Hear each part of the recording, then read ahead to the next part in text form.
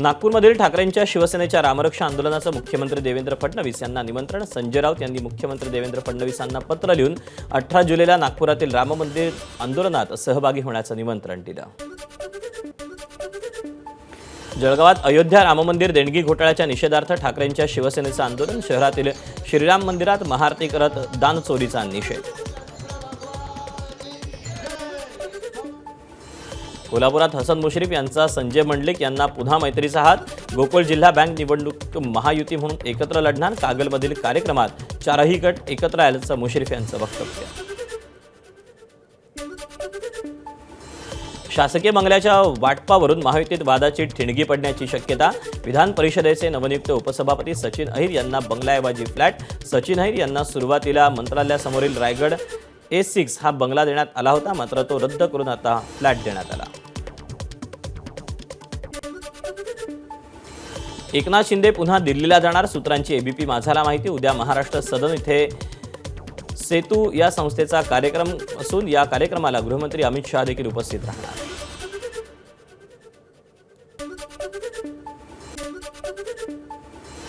जळगावातील राष्ट्रवादीचे जिल्हाध्यक्ष संजय पवार यांच्या बॅनरवर शरद पवारांचा फोटो. शरद पवारांच्या परवानगीनंतर लावला बॅनरवर फोटो. 22 जुलैला दिवंगत अजित पवारांच्या जयंतीनिमित्त शहरात बॅनर. नागपूरचा गौरव, देवाभाऊंचा नवा विक्रम अशा आशयाचे अनेक होर्डिंग्स नागपूरच्या प्रमुख चौकात झळकले. शरद पवार यांचा मुख्यमंत्री पदावर सर्वात जास्त दिवस राहण्याचा विक्रम मुख्यमंत्री देवेंद्र फडणवीस यांनी मागे टाकला. त्यामुळे फडणवीस यांचे अभिनंदन करणारे बॅनर झळकले. सोनम वांगचुक यांच्या मागण्यांना राज ठाकरेंचा पाठिंबा. वांगचुक यांच्या मागण्यात वावगं काहीच नाही. राज ठाकरेंची भूमिका. मंत्र्यांना हकला, परीक्षा पारदर्शक घ्या हीच मागणी. राज ठाकरेंची भूमिका.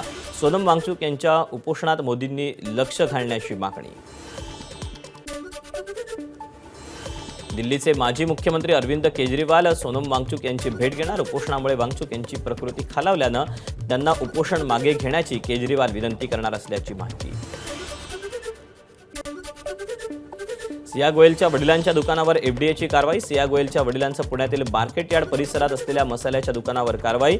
बीजी गोयल अँड कंपनी इथे तपासणी करून हळद पावडर, तीळ आणि सोयाबीन याचे नमुने जप्त. पुढील आदेशापर्यंत व्यवसाय बंद करण्याची नोटीस.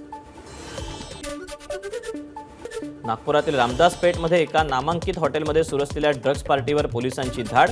गोंदियातील 3 तरुणांना एफडी ड्रग्जचं सेवन करताना अटक. आरोपींकडून 1.640 ग्रॅम एमडी पावडर जप्त. नाशिकच्या पिंपळगाव टोलनाक्यावर 535 किलो गांजा जप्त. नाशिकचे ग्रामीण पोलिसांची अंमली पदार्थांविरोधातील मोठी कारवाई. 1,12,14,000 रुपयांचा मुद्देमाल जप्त. मुंबईतील गोरेगावात पोलिसांनी एफडीएची दुधात भेसळ करणाऱ्यांविरोधात कारवाई. दुधात पाणी मिसळून भेसळ करणाऱ्या दोघांना अटक.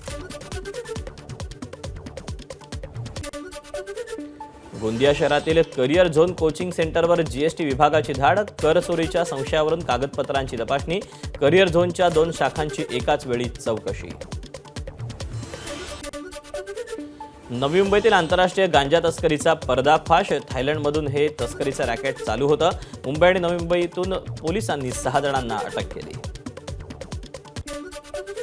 प्रामाणिकतेचा आव आणणारा अधिकारी एसीबीच्या जाळ्यात. विस्तार अधिकारी संदीप मोरेंना 25,000ची लाच घेताना अटक. बुलढाण्याच्या जळगाव जामोदमधली घटना.